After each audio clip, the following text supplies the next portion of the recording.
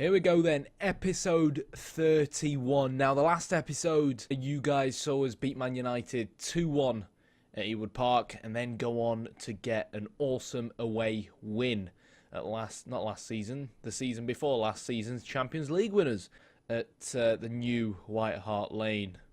Really creative name there. But anyways, so obviously the next game and the game that we'll be covering in today's episode is going to be at home against 5th place Liverpool. The game that you guys will have missed will have been our EFL Cup game against Championship team Norwich. Now, of course, Norwich were in the Premier League last season. I think we probably, let's see how we actually did against them last season. I think, yeah, we beat them once, and then the second time, we beat them 3-1 twice.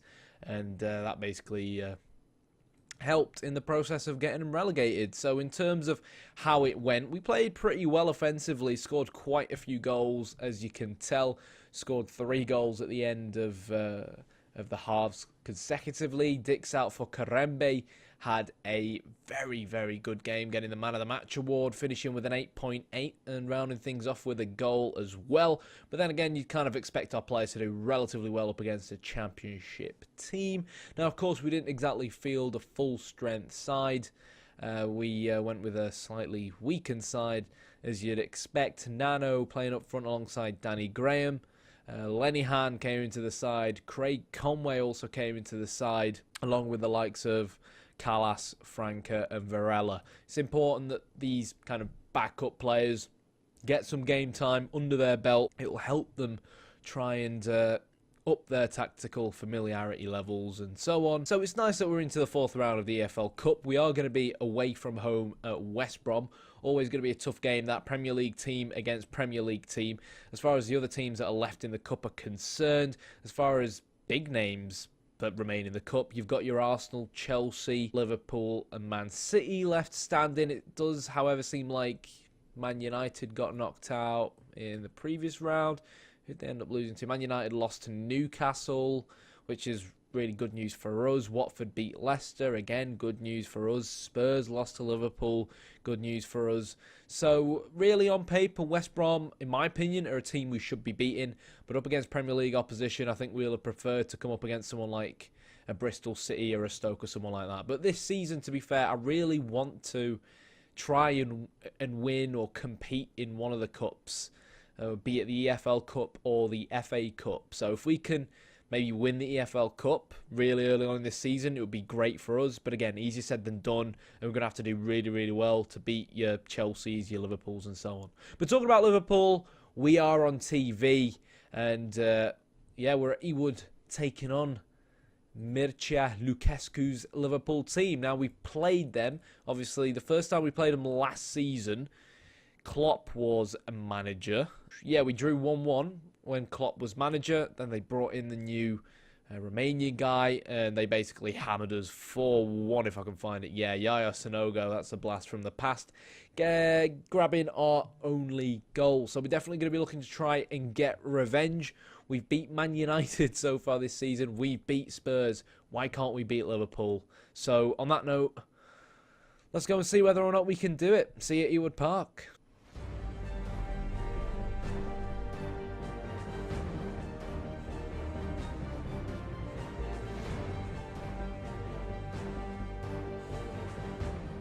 Referee blows his whistle and we're off at Ewood Park. Blackburn Rovers up against Liverpool. And what have we done this time tactically? So a little bit different to what we're normally used to, and I'll try and explain my logic in a second. So what have we changed? Straight off the bat, you can see that James McLean is actually going to be making his first debut. It's not really his debut of the season at least. And he's going to be starting off over on this right-hand side, playing as an inside forward. Now, the position where Liverpool have conceded most of their goals from this season, funnily enough the same applied last season, was actually the left side of the pitch, which told me that Tierney, I think it was called their left-back, was actually susceptible to certain defensive issues. Now, they've actually put Moreno in, which is good for me, because Moreno is actually, in my opinion, a worse player than Tierney, at least on paper. And it's even better because Tierney was left-footed whilst Moreno's left-only footed, which meant that my plan, or in theory, my plan should end up being even more effective. And the idea is we don't have players that are physically strong enough to take on Moreno well, Moreno specifically, you know, out on the wing, trying to get balls into the box and whatnot. So I think it's really important that James McLean here plays as an inside forward. That way he can show Moreno onto his weaker right foot, try and cancel Moreno out of the game, and then Moreno will then be forced to basically track McLean as he pulls in, which should then allow Fabio to overlap. Now, I've set him to just support rather than automatic, because Mane is still playing down this left-hand side for them, where he definitely is going to cause us problems on the pace. So I still need Fabio to kind of not be attacking, to still stay defensively sound. Kaduro's come in at centre midfield. Karembe might come on going into the second half. Gouffran has gone out on the left. Now, Gouffran on paper, getting on a bit, not that amazing, but, you know, he scored our first goal against Man United and he keeps performing, which is good. And last but not least, Tiote comes in at defensive mid because he's good in the air, and Gillas has been changed from a complete forward to a target man, and that's because Liverpool are quite poor in the air. So on that note, instruction-wise, the only thing we've changed is I've told the lads to hit early crosses, simply because I feel like that will allow us to get the ball to Gillas a little bit more, slightly over the top, kind of imagining crosses to be from more of a deeper position from our fullbacks rather than necessarily overlapping. They still will overlap, try and take advantage of Moreno when he cuts inside and leaves that space, but be a little bit more conservative rather than constantly try and play low crosses from the byline, which is something that works pretty well for us this season. It's something that works well when you've got a fast striker like Andre Gray, but I don't feel like it's what we want to do against Liverpool right now. I feel like we're better focusing on more kind of aerial bombardment, and we'll go from there. We're going to be starting off with a counter-attacking mentality and go from there. Obviously, up things up a little bit more once time goes on. But as you can see, 10 minutes in, we've not exactly looked great. Opposition instruction-wise, which I forgot to discuss, nothing really out of the ordinary. Trying to show both fullbacks on their weaker feet, going in hard on certain players, and of course trying to mark Coutinho pretty damn tightly. Let's see how it goes. At the moment, 20 minutes in, Liverpool looking much like the better side. Let's demand more of the players. It's very difficult when you've got it on key, as we've discussed before, which is kind of like good, I'd say, for videos like this. You don't want videos to end up being too long. Can Andre Gray win the ball back there? No, he can't. But the ball gets picked up by Daniel Sturridge. And of course, if we lose this game, it will be our first loss of the season. Mane cuts inside, plays in Coutinho, who has just missed. But it's kind of alarming how easy that was for Liverpool. So we see Emre Can now seems to be holding this, playing in this holding position. Gillas and Andre Gray. I think I'm gonna change Gillas now to be more of a support player. Try and get him helping the midfield out a little bit better. And I think we're also going to increase our closing down as well, because for me there we were kind of stood off a little bit too much, but at the same time I don't want to kind of bite the bullet and up our defensive line just yet. Gillas not winning that header, not doing his job, which is why I've decided to play him over Danny Graham. But is he going to win the ball back? No. Alberto Moreno goes forward. Can he whip the ball in? He can, but Rajkovic will catch it. So far, Gillas really struggling in the air up against Matip. Let's actually compare both Liverpool centre-backs. Yeah, Matip, 18 jump-in reach, 16 heading, whilst Musacchio, 13 jump-in reach, 15 heading. So straight off the bat, I'm going to make this change here. Basically just swap them both round. Simple change, but hopefully it will be effective. Hoof ball up to Andre Gray, who just about wins the header as Gouffran plays the ball in towards Gillas. But again, he's got Matip to deal with, and we're not doing well at all. Good tackle, but we don't win the ball back as Liverpool counter-attack. They hit the post. Right, okay. Let's just clear this ball. Right, just about cleared it. I'm not really happy. I'm not really happy with how easily we're losing the ball going forward. There's a chance that we might have to stick an extra man in midfield at this rate. We're not winning the ball back on the floor in midfield. And we're going to switch as well to more of a standard mentality. 41st minute. Let's see if we can go in at half-time without having conceded. But Liverpool have definitely caused us problems. Really, you look at them on paper, I don't think there's that much pace in the side, really. But assertively, I'm far from pleased from what I've just seen from this team. And we've now got to think about how we can possibly change this. Now, a part of me wants to start playing out from the back again. I think I'm going to move James McLean back a little bit more because the truth is he's not seeing the ball at all at the moment, which is not really ideal. James McLean, of course, being left-footed, which is why I put him on the right to try and cause Moreno problems, but it's not really working, to be honest, given that, well, we're not really playing the ball out the back. So going to tell the lads to play out of defence, and we'll go from there. It's actually quite interesting because my goalkeeper's set to distribute to fullbacks, yet he was still playing the hoofball up to the target man, and we're still not playing that well. That's actually one thing that I do miss a fair bit from old Football Manager games. It seems like now every time you have a target man, your players just ignore your tactics and will basically just always try and hoof up to him, whilst in the past you had a use target man option, so you could have a target man playing up front where you'd basically utilise him in terms of getting balls into the box and so on. So basically when you have used target man on, your players then try and hoof the ball up more to him, more like a traditional target man. And when you don't have used target man ticked, they kind of just look to try and aim crosses into the box to him a little bit more. Guess you can do that now if I go aim crosses at target man. In terms of the fact that I've changed the target man to a complete forward, I've actually got no idea whether that's actually going to be effective or not. Of a designated target man, you can't really designate who that target man is going to be, so it's kind of a tough one, really. It's always been kind of one of them settings that it seems like you can set it, but you shouldn't really be allowed to set it without a target man on the field. So yeah, that is a bit of a weird one. So as a matter of fact, what we're going to do is we're going to actually, yeah, we're going to leave that on. Do these have different across from byline? Right, okay, because this guy's on support, that makes sense. So we'll change Gillas back to a target man, and I'll actually make Andre Gray our deep line forward on support. In terms of what we want to change now, James McLean really hasn't had a good game, so how are we going to change it? Change things round now over on that right-hand side. We've got to think of who we could potentially play who's left-footed, but at the moment, I think I'll leave things the way they currently are. What I'll do is I'll bring on Karembe simply because he might give us that extra bit of quality in midfield, and we'll switch to a standard mentality and demand more of the players again. But Liverpool definitely have been knocking on the door. Henderson's going to now come onto the pitch, which means they're going to have even more legwork going on in midfield, and Gouffran looks knackered, but he's played well. He's going to move over to the right-hand side. Craig Conway is actually a player that played really well in our cup match against Norwich, so he's going to come on. And if I'm going to be brutally honest, I think it's about time we go back to basics. So for that reason, stop trying to aim the cross at the target man. Let's get you both on automatic, both crossing from the byline. Let's get Andre playing up front on his own, and let's bring another third midfielder in, because with Henderson coming on, he's going to start bullying players.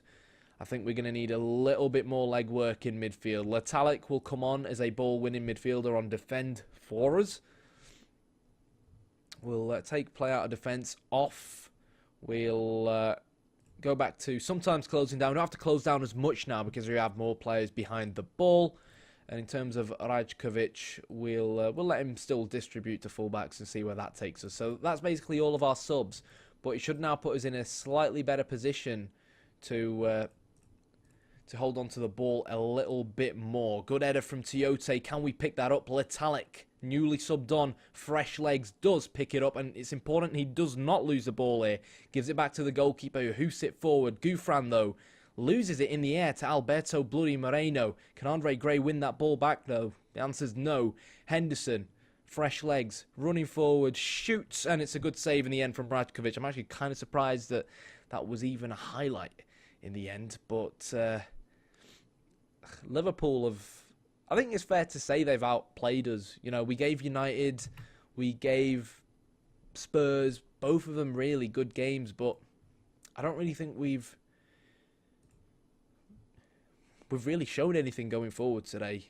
I mean, I'd take a 0-0 draw right now. I really would. It just kind of worries me what Liverpool might do on the counter-attack from this. I'd take a 0-0 draw. I'll tell you why I'd take a 0-0 draw, because we're top of the Premier League. You know, if you offer me a clean sheet right now, yes, please. I'm more than happy to take that. I'm actually going to make one last change. Karembe's not going to be a box-to-box midfielder. He's actually going to be an advanced playmaker for us. I'm going to stick him on attack. I feel like it's kind of like the old days when you'd select use playmaker. If he's our advanced playmaker, get the ball a little bit more to him. I'm now going to change our wide playmakers to be more like wide midfielders, which means they'll try and take advantage of that space a little bit more. And both our fullbacks will actually be set to basically defend now. Don't want them to go forward. Let's try and hold on to this point. A bit negative, but I'm happy to do that. And I've got no idea why Danny Batth would hoof the ball up like that. And now we've just gifted the ball back to Liverpool, which isn't really something you ever want to do. Emre Can, he's on a yellow card, so I want to actually try and tackle him hard, see if we can piss him off. But it could be a goal that's coming up now from Liverpool. And there it is, 1-0 Sturridge. They were knocking, and eventually the door opened. Poor from Rajkovic, and well, them changes have all gone down the drain now, so it's time to see what we can do to try and change things round. We're out of subs, really. It's not really gone according to plan. I always struggle against this Romanian manager. It always seems like I always try to exploit their weaknesses, but to no avail. They always seem to have so much possession. I'm not quite sure what it is, really. But there we go. We've made our changes. Tried to go a little bit more positive. And now the game's stuck. There we go. So, yeah. Henderson, I think that was Dumic that got drawn out of position. And Danny Batth, I don't know why he didn't pick Sturridge up there. Commentator was moaning about the goalkeeper. Goalkeeper couldn't really do much, if I'm honest. And we've now got it. Well, for God's sake, no pause. Oh, God. Well, that's gone down the drain because my space bar weren't working. Take more risks. Get that bloody ball forward. Yeah, but given that we've only got Andre up front, we're not really going to get much from this. And it is probably going to be our first loss of the season. Kind of disappointing, yes, but, you know, we're not going to go all season undefeated. Yeah, certainly tell them I'm not really happy with what I saw out there. We really didn't show up today. But the good news is that we're still actually top of the league. I didn't think we'd still be top of the league, but we are, right? So, Liverpool kind of developing with this Romanian manager. It's a bit of a bogey team for us. But hey, we beat Man United, we beat Spurs. And I don't want to sit and dwell on it. We've got some games coming up against Newcastle, Everton and Leicester. And it's not really going to get tough until we have to play Arsenal and Chelsea, which will be the next episode. So whether or not we can miraculously do to Arsenal and Chelsea what we did to Man United and Spurs, we'll have to wait and see. But it's important that we get as many points as possible from Newcastle, Everton and Leicester, and as well get a win against West Brom to keep the momentum going. Kind of difficult because we've got quite a big squad now, so it's always going to be hard to keep rotating. In regards to Newcastle, they're actually 5th right now, so I'm not really quite sure what to expect from them. They always have a fair amount of money to spend.